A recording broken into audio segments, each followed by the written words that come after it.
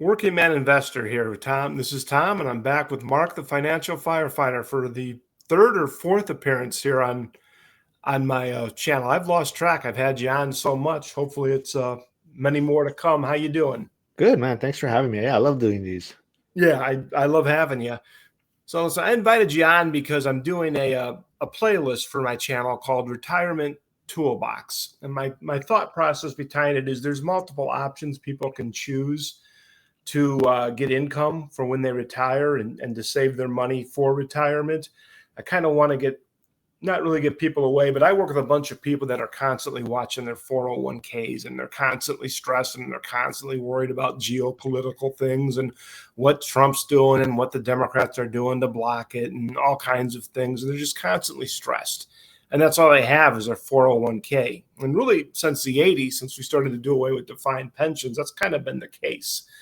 So I've kind of realized over the years that I don't think a 401k by itself is a retirement plan. It's a tool in the toolbox, but I don't think it's a plan. So that's kind of what I'm thinking with this playlist. I did my first one on dividend paying stocks, and I want to do one on private money lending.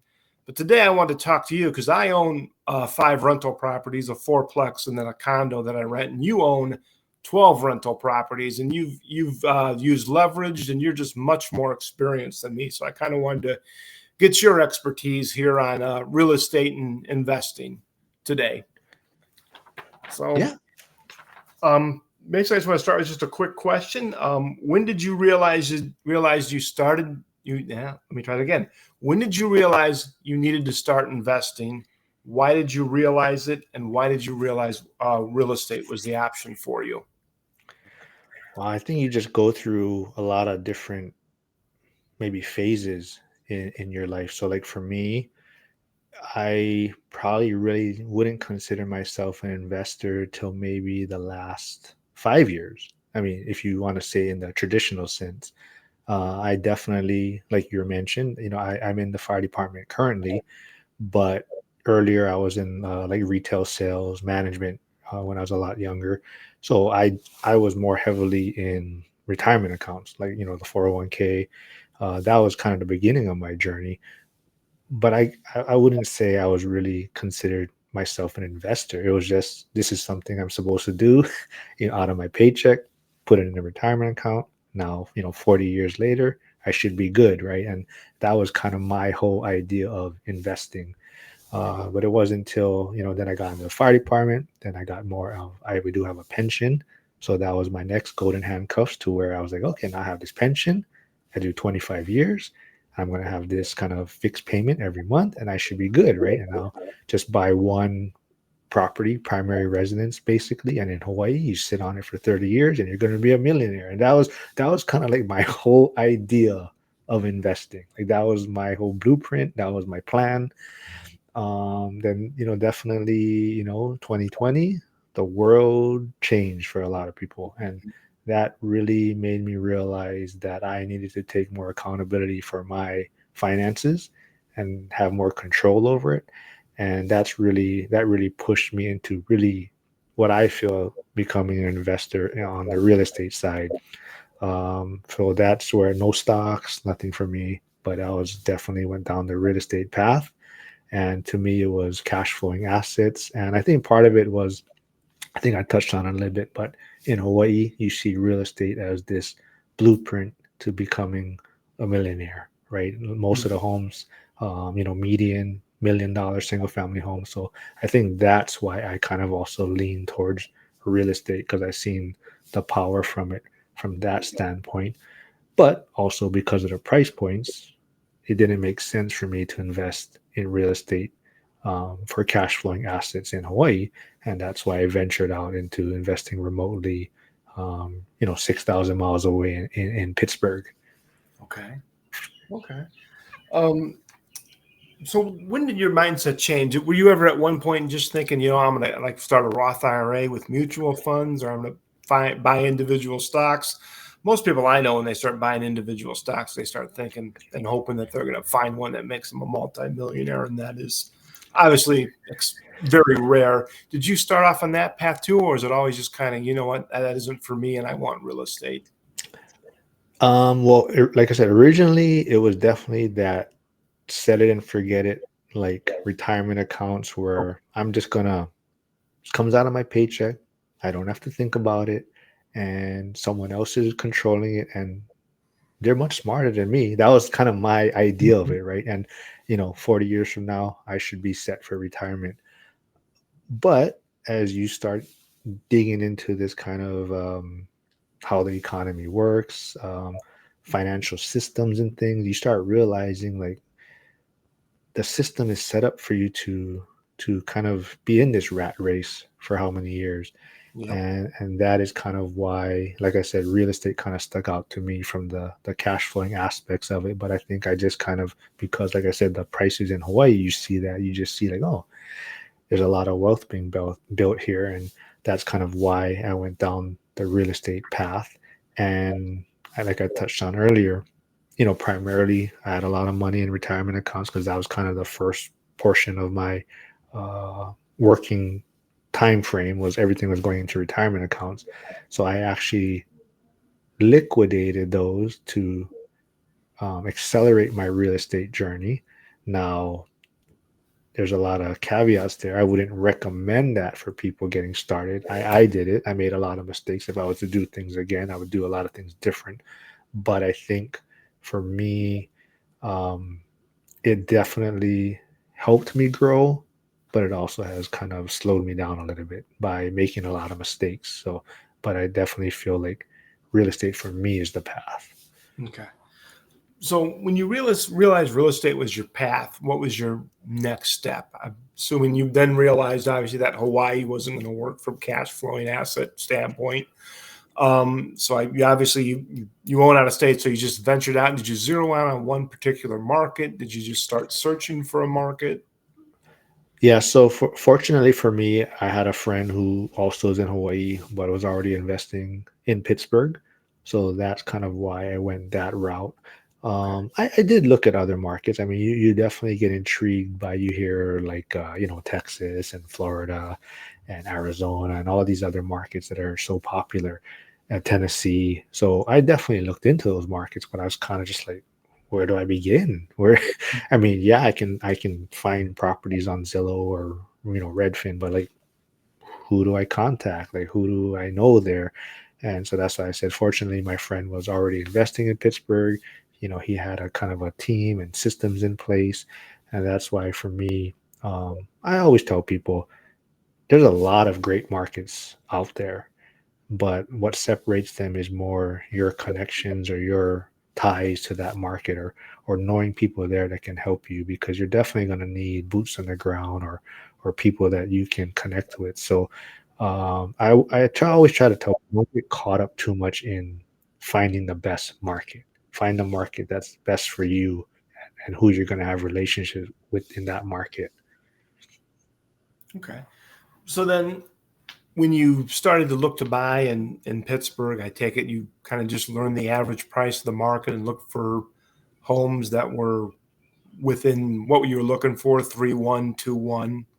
Can you elaborate on that? It's kind of what you were looking for and the price range, and just learning that market before you went to buy, so you knew that you were getting a good deal. Because for people that are considering buying real estate, the one thing you need to understand is you're going to make your money on that property for what you and you buy it for, buying it for a good deal. It's not towards, really, you make your money towards the end of the deal. The cash flow is nice, but you want to get it at a good price too, so that it is cash flowing at a comfortable rate. Yeah, that's all great points. I think for me, the biggest thing now is realizing that you really have to know yourself, because there is a lot of people that are buying cheaper homes that are killing it. They're doing well. They're buying in that 50K price point range, and they're making a lot of money. There's others that they can't tolerate that price point, maybe because it's the tenant turnover, the type of tenants they have. So you really have to understand what fits your personality best. And my friend was investing in those cheaper homes initially, and cash flow was great, but he would have more tenant turnover, more tenant issues. And I think the biggest thing is, if you're going to do it from a distance, that is the challenges you're going to have, is more with the tenants and tenant turnover side. Now, if I was living in Pittsburgh and I had these cheaper properties and I was able to be there, closer to these properties, I think those price point properties would be more manageable for myself.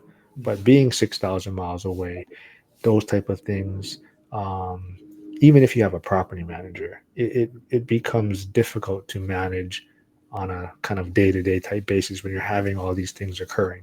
So actually he also pivoted too. So we probably started looking more in right below probably the median price point range. Okay. So maybe in that 120 to 180K price point range. So the median probably fluctuates, but it's probably about at that 200K price point right now. So right below there, but you're getting in that maybe C class neighborhood, not closer to that D class neighborhoods, and you're getting a little better tenant base. So, but for me, I think the biggest thing is definitely, like you're saying, have that buy box, understand what works in your market, because a lot of people are looking for, they forget that they're not going to live there. So a lot of times initially when they start looking, they're looking at something that, oh yeah, this, I would love to live here. I like this. And honestly, that is probably where a lot of the mistakes I made initially, is a lot of these properties in the listings or pictures were great, but you're not thinking about those little things, like necessarily even the street, how busy the street is, or what type of street parking is available. So I think those are critical things that are more important than, like, yeah, you want the house to look nice, but it's the parking. Is there garage? Is there storage space? Is what type of, is it on a hill? Those are the kind of things that actually make the property more manageable and more efficient over the long haul. And those are some of the mistakes I definitely made in the beginning, was getting too caught up in, like, I guess you would say, the listing or the Zillow photos or whatnot, Mhm. instead of getting better kind of feedback on the properties. So that would be my thing, is really getting a better understanding of the overall picture. Okay. So when you were learning your market and looking through Zillow and looking for homes, I take it, did you probably work with a real estate agent, somebody that could look at the pictures you were looking at and then go look at the property and tell you if it looked like the pictures before you made an offer? Yeah, so that definitely is important. Have an agent that is going to do a lot of work for you, and I think that is something that I wouldn't say slowed me down. I did have a great agent. He worked really hard, always communicated very well, but I don't think maybe the long-term vision was there, as far as, like you're saying, cash flow is great, and it is important. That's the number one thing we're looking for. We want to make sure it's cash flows, but at the same time, we want to look at it from the long-term vision of, how is this property going to operate 10 to 15 years from now. So, like, as I mentioned, how busy the street is the property on a hill? So all these type of things factor into, maybe cutting into returns or turnover down the road. So yes, all the properties cash flowed well. They're cash flowing. It was great it's great from a cash flow standpoint. But when I'm looking at it from a long-term vision, I'm probably going to look at trying to transition out of some of these to give me a better, more efficient portfolio, 5 to 10 years from now. So that's kind of, like I always tell people, that's a lot of the mistakes I've made. And that's kind of where my story or message always comes from, is I want to help people not make those same mistakes that I've made, because I think I got caught up in just cash flow and, acquiring assets. Like, I think those are my two, um what I was looking for, like you said, you make sure it cash flows, and to me it was acquiring assets. But now I have a better vision and picture of what my long-term goal is. Gotcha. Yeah, and for those that might be watching this and don't know what we're talking about when we say cash flow. Like I wouldn't have 7 years ago if I would have turned this on. All cash flow means it's basically it's the money you have left over after your mortgage is paid, your property manager's paid, your repairs, just kind of your average. It's what you make on a property for a year.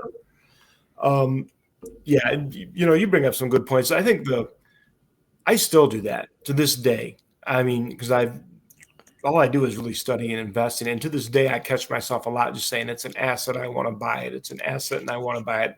And I've kind of had to start to slow myself down a little bit to look and be like, yeah, it's an asset, but is it an asset I want to buy? Like I was buying crypto for a while, cryptocurrency, because it's an asset. It's a risk asset, but it's an asset. Then I didn't like how volatile it was. Then it just came down and I sat back and I said, you know what? I really don't understand cryptocurrency.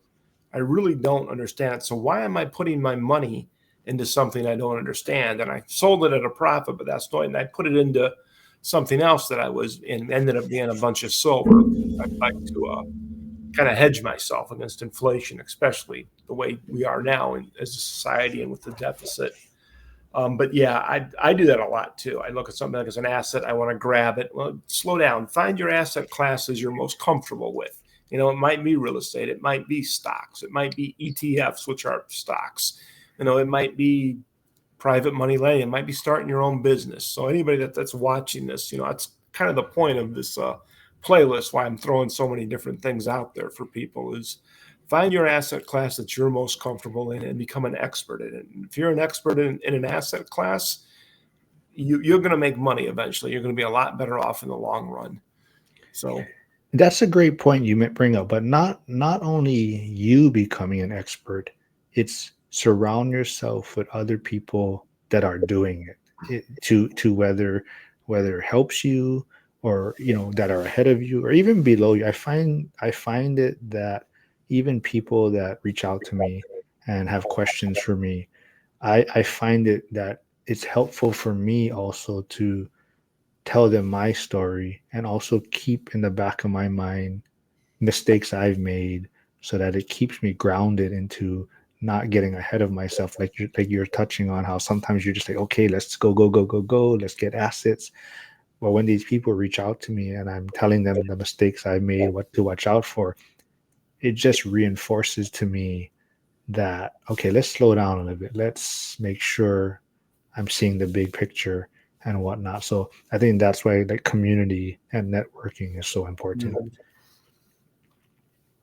yeah, I don't even I agree. Surround yourself with people going in the same direction. So like you and I like real estate, so we try to surround ourselves with people that invest in real estate.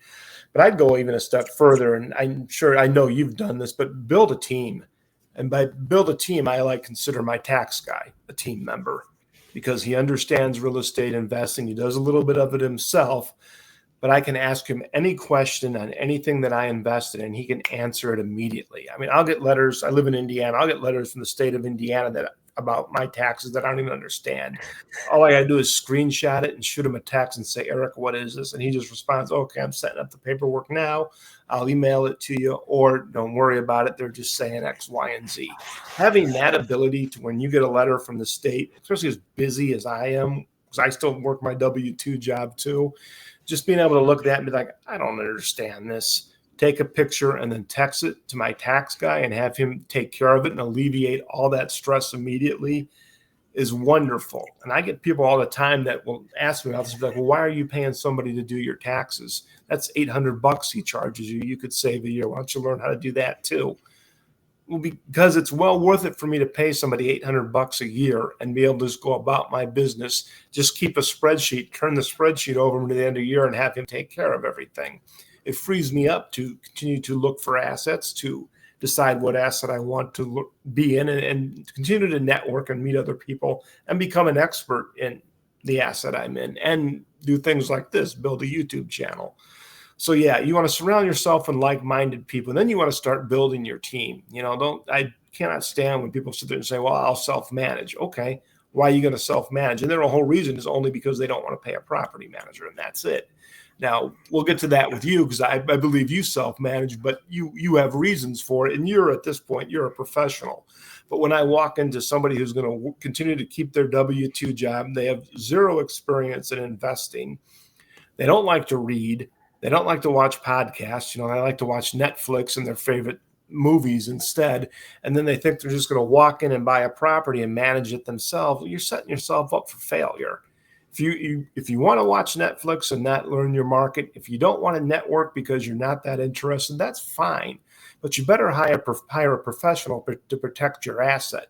Because if you don't, you end up like all these guys that I've talked to that just say it isn't worth it. And you end up selling it to somebody like me who offers you 50 cents on a dollar. So that's just kind of what I wanted to add to what you said, because you're right. Surround yourself with people going in the same direction and then build a team in the process, because they are an incredible, and take care of them. Be professional with them. I tell people all the time, I'm a professional real estate investor. They asked me, "Well, you still have your W-2?" I said, "Yeah, but that's my mindset. So when I talk to my team members or I talk to you, it's going to be professional." And it's all mindset. Once you start believing you're doing that and you start taking actions towards it, you embody it. When you start to embody these type of things, you really can take off. I mean, I'm amazed at where I was 7 years ago when I first started getting into real estate to where I am now. I mean, I've tripled my net worth, and it's just by grinding, really, and building up people around me. So yeah, it can be done. That's why I'm doing this playlist. So if you have anything to add, otherwise I want to get on to have you talk about property managers, because if I believe right, you don't use one, or you kind of use one. I'm just So, curious how you do it, your system. so I do use a traditional property manager for 7 units. I hybrid, or I call it hybrid, for 5 of my units. So let's back up a little bit though. I would say if you are going to invest out of state, I would recommend you should use a property manager at first. I mean, I think that's your safest bet. However, I think at some point, self-managing to some extent is very helpful in making you a better and more efficient investor. But to your point also, ultimately the goal is not to have a property manager, because you want all this time freedom, and that's kind of ultimately what you're doing it for. So it kind of comes in phases, I think. And that's also where the struggle is, because if you only have, let's say, one property out of state initially, and let's say, your property manager takes 10%, so let's just say on average he's making $100 a month off of you. I think the biggest thing is a lot of people don't find a lot of property managers that are very vested in your portfolio, especially when you only have one unit. So that is a struggle for people to find quality property managers. So that's also another reason why I think it's super important to invest in a market where you have other people that you're investing with, in a sense. So like, for example, I'm investing in Pittsburgh, and there's multiple people from Hawaii now investing in Pittsburgh, and even people from the school community are pivoting towards Pittsburgh. So I'm kind of leveraging that, hopefully for all of us, to where maybe you yourself might only have one property at first, but because you're kind of this community of people that's investing there, now hopefully our overall service is going to be better, because we're bringing, let's say, 50 properties all together to this one company. So Right. that's kind of my vision. But if you go in there with one property, it is a challenge. I mean, if you think about it, right? If someone is making only $100 a month, I mean, you're probably down the list of who they're going to communicate with first. If they have a whole list of issues going on with multiple owners, right? You might be at the bottom of that list and might not. So that's the one struggle I do see. So that's also kind of why I feel like that was kind of my vision too, on the dabbling in the self-managing side, is if anything was to ever happen where my property manager was, hey, I'm going to retire, or I'm going to exit this business, or exit this field.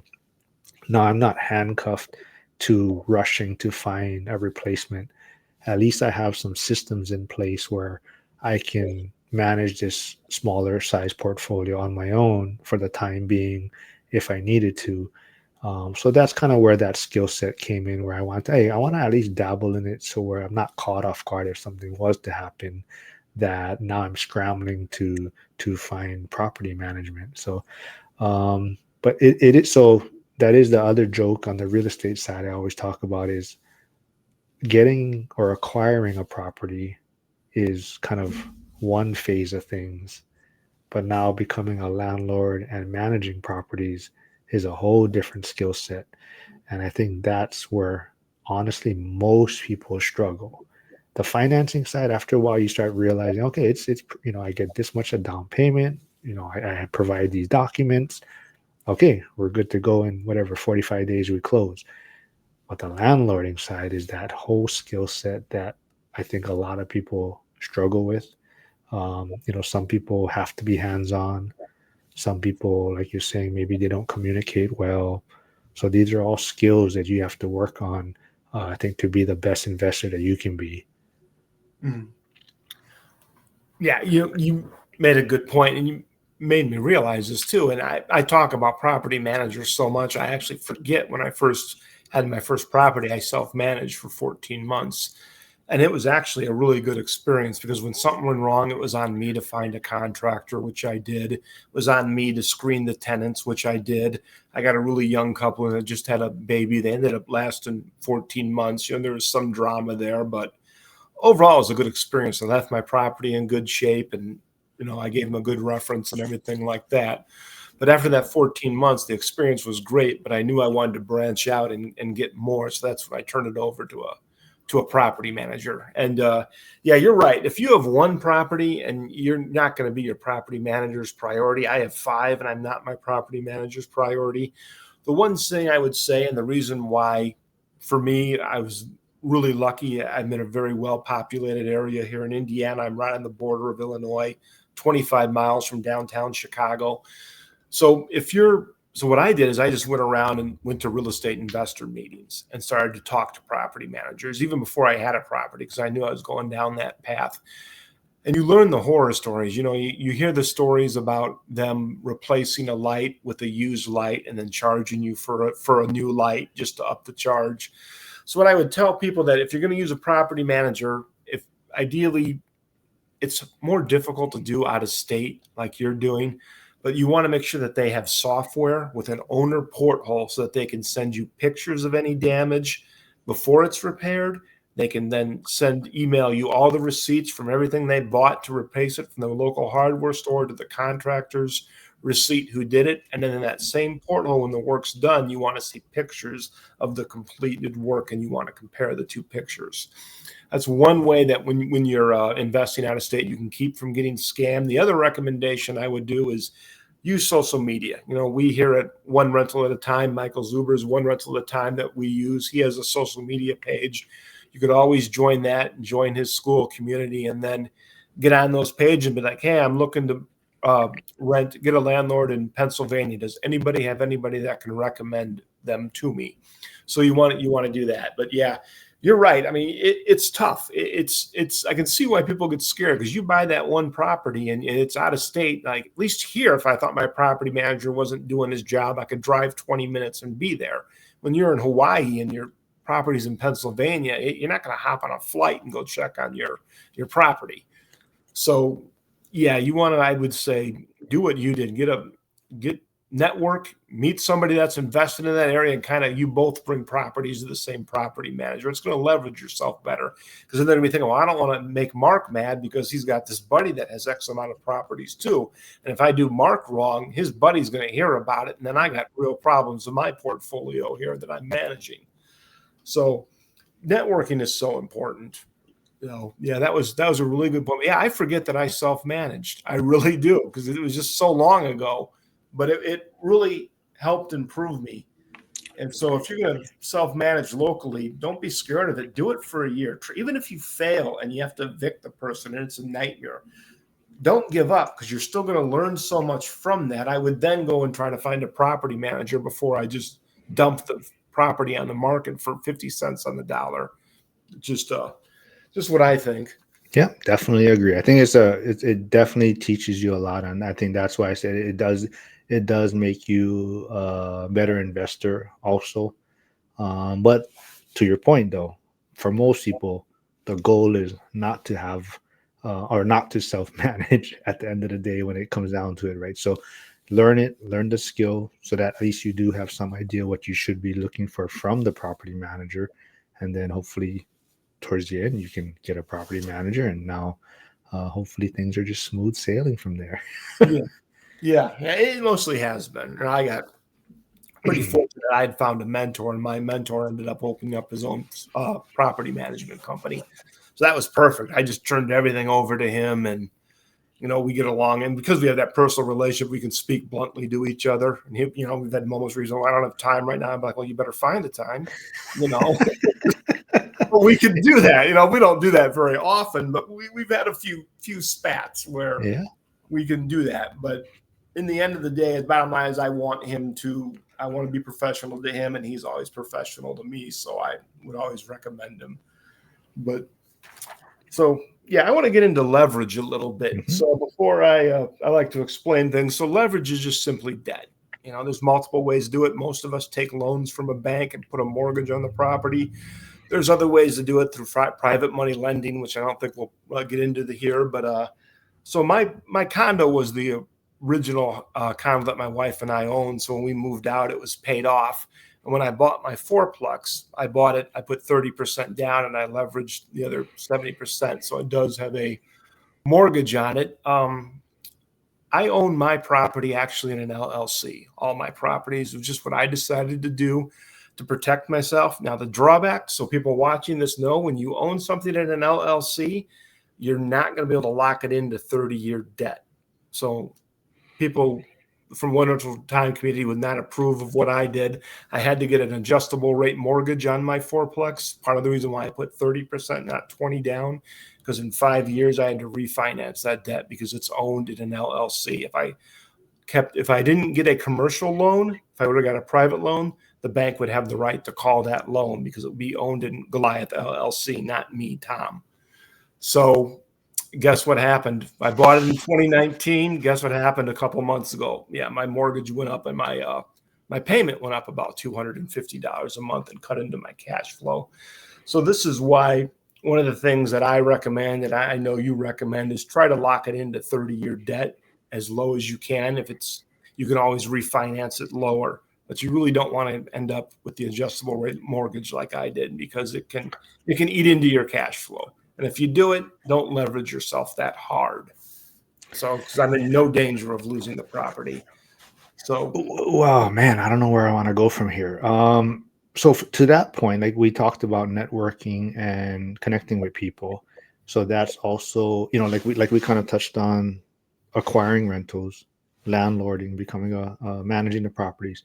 So the financing side, you always want to talk to people. So you touched on buying in an LLC. So there is companies out there that you can purchase in an LLC and get fixed rate debt. So some people in some of the lenders that do come on Michael Zuber's channel do offer 30-year fixed rate debt. Even on and something else that's rare about one of the lenders that comes on is you can get 30-year fixed rate debt on small multis.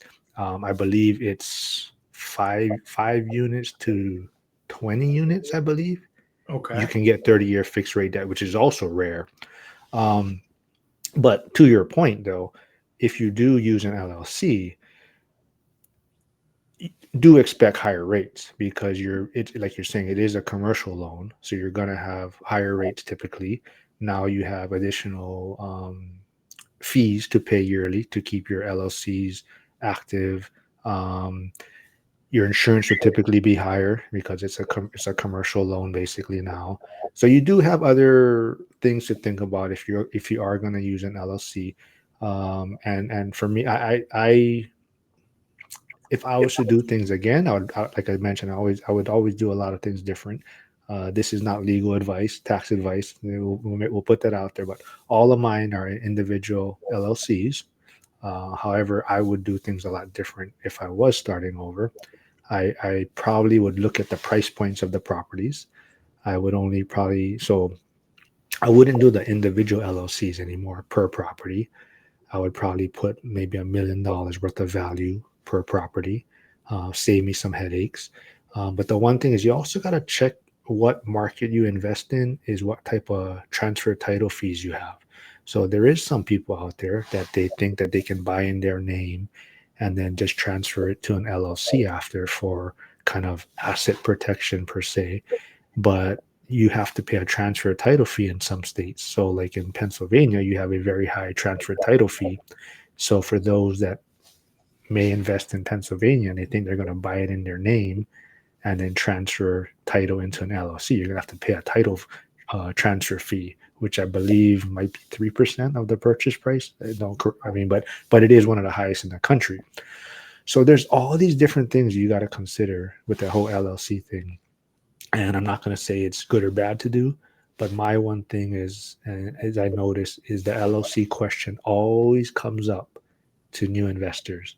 Mm-hmm. And for me, it's really, I think it prevents a lot of people from getting started. So if possible, and for me, it was different. I did do the LLCs more so because from the debt to income standpoint ratio. Because owning a property in Hawaii, my debt was already high from a property I owned out here. So for me, using the LLC to get DSCR lending, which you don't, your debt to income doesn't come into play. It usually just comes your credit score and making sure you have the reserves, and the rent is basically based off of the rental income from the property. So that's the reason why I went to the LLC and the DSCR route.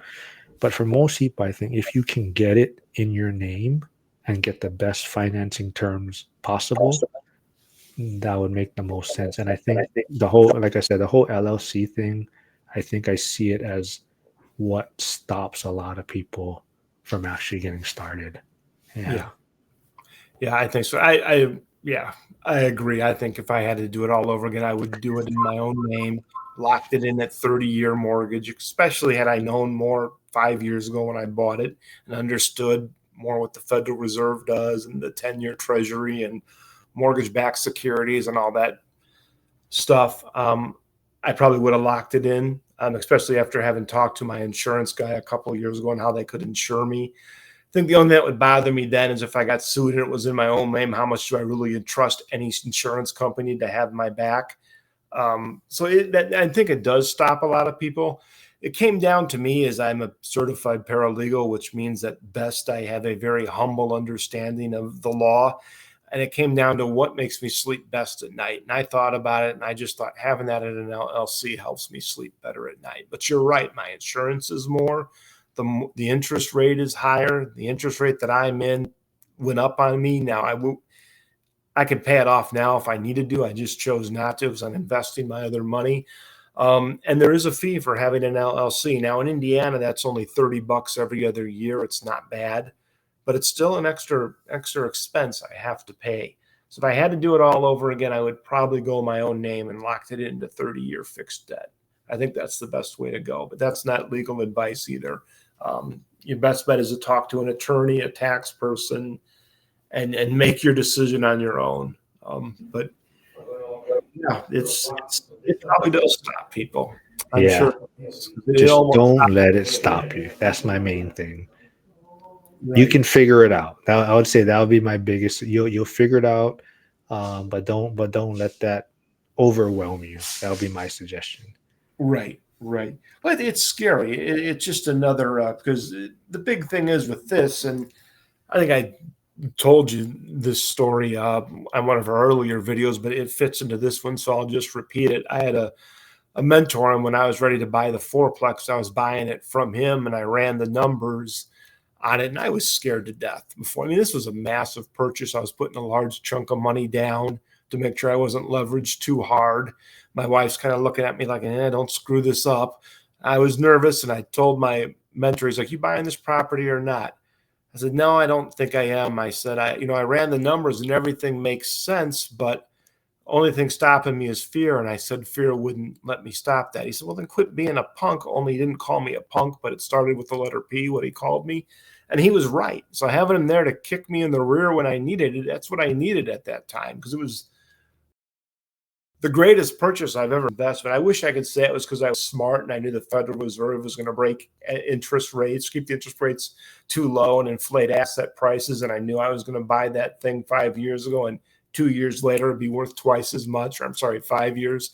But I didn't. I just was in the situation where I had the courage and the resources to make the investment. And then I kind of just, I like to think I created my own luck by pulling the trigger. But yeah, fear will freeze you. It will stop you from doing things you know you can do. So you have to resist that. You have to power through that. That is I think to your point earlier, one of your earlier questions is why real estate for me. And I think um, for me, it's real estate is very forgiving in a sense.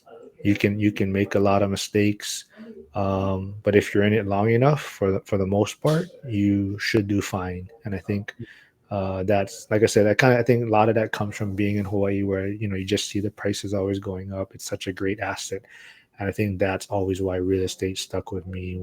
And I tell people I've made every mistake in the book in the beginning of the journey. I've made tons of mistakes, but if you're in it long enough, for the most part, you will be fine.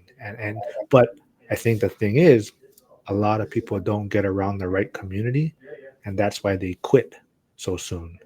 Whereas being in this one rental at a time community, lumberjack, Dion, Malay, all these different communities, these other people are telling you the mistakes that they've done, but they're like, hey, just stick with it. You'll get Mhm. through it, or this is what we can do to fix this situation.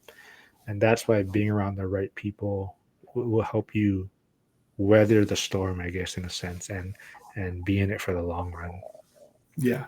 Yeah, I made a ton of mistakes too. I think one of the biggest mistakes I made at the very beginning, the condo that we were moving out of needed some work. So I'm semi-skilled. I did what I could myself. Then I hired a contractor, and I hired him in early February to do some work. And he said he'd be done by mid-March. I didn't get that put in the contract because I didn't know any better. So come early April, I'm calling at him and yelling at him, trying to get done. He didn't get done until the end of May. So that was 2.5 months, to call it 2 months of rent I lost just because I didn't put in there that you have to be done by such and such day, or I start charging you $100 a day or something like that. You got to have, if you do that, where I should have talked to a lawyer. I really should have taken my own advice, because I always tell people go talk to a lawyer. I should have went and talked to a lawyer and just said, this is what I need. And this is what actually led me to take the paralegal class, is I was making stupid contract mistakes. But yeah, if you're just starting off and you're going to sign a contract with a contractor and it isn't somebody that you trust within your network that you've built recommending him, maybe go see a lawyer and find out exactly what needs to be, because that 300-400 bucks lawyer is going to save you a ton of money in the long run. I think, and then you'll just be able Okay. to stop it, and so you can miss whatever you want to finish up with. Um, yeah, just I was just talking about the importance of with the contractor I had. I didn't put a time in his contract to be done, an actual completion date. It took him about too much longer than it should have. It was one of the biggest mistakes I made, and I probably should have talked to a lawyer before. If you're in doubt, you're just starting out, talk to lawyers. Don't be afraid to spend a little money on the lawyers, because it can save you thousands in the long run. Yeah, I think that's great advice. And just the other thing is ask questions. There's no stupid questions. I mean, just anyone you're in your network, anyone you're reaching out to, just ask questions. And if for whatever reason, if they tell you that they've never made a mistake, or they're telling you that this is easy and all these things, then I'd be cautious of that Yeah. individual. I don't think, I mean, maybe there has been, but I would say no one has done this where it's been just a smooth sailing. And you like you said, you follow the one rental at a time community, Michael Zuber, lumberjack Dion. If you hear their initial stories, I mean, Zuber almost quit, right? His first property.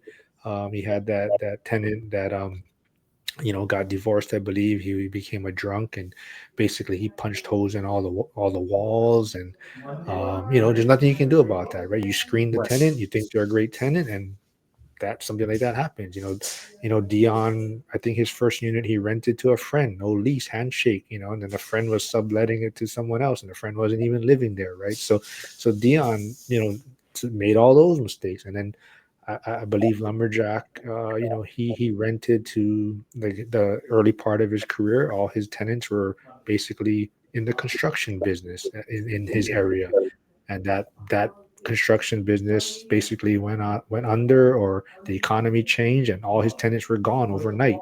And now he has all these units. He's leveraged. He has to make all these payments. So they all made mistakes. They all struggled, and they weathered it, and now they're very successful. And so that's why I think if someone tells you that this is easy and they haven't made any mistakes, and those are the individuals that I would be cautious about. Yeah, you're going to make mistakes. Just count on it. It's important to have a little bit of cash reserves too, just to cover your mistakes. You don't want to spread yourself too thin. It's like when I made a mistake, I didn't have to have that property rented out when I did. I could afford to go 2 months longer. I didn't want to. It wasn't a good business mistake, but you give yourself cash reserves, you can make your mistake. A mistake is only a mistake if you don't learn from it. If you learn from that mistake, you're a better investor, you're a better person. So you can't go around fearing mistakes because they're going to happen. So just focus on learning from them. Very good point. Yeah, reserves are very, very key. You got to have them. So I think that's all I got for you. You got anything else you want to add? No, I love this series you're doing. I think there's many ways to build wealth. I think there's many ways to get out of the rat race. You just got to find what fits your style best, your personality. But like I think you touched on too, is reach out to the people that are doing what you want to do, and pick their brains. And I think for me, and I can't speak on, like you're saying, crypto and stocks, but for me, what I notice is the real estate space. So much people are willing to help, and I think that's what's amazing about it. So if you're interested in Pittsburgh, you're interested or join the school community. There's a lot of people doing a lot of cool things there in different markets. But yeah, I mean, I love what you're doing, man. Yeah, I appreciate you coming on. We'll definitely do this again. All right, thanks, man. All right, man. Take care.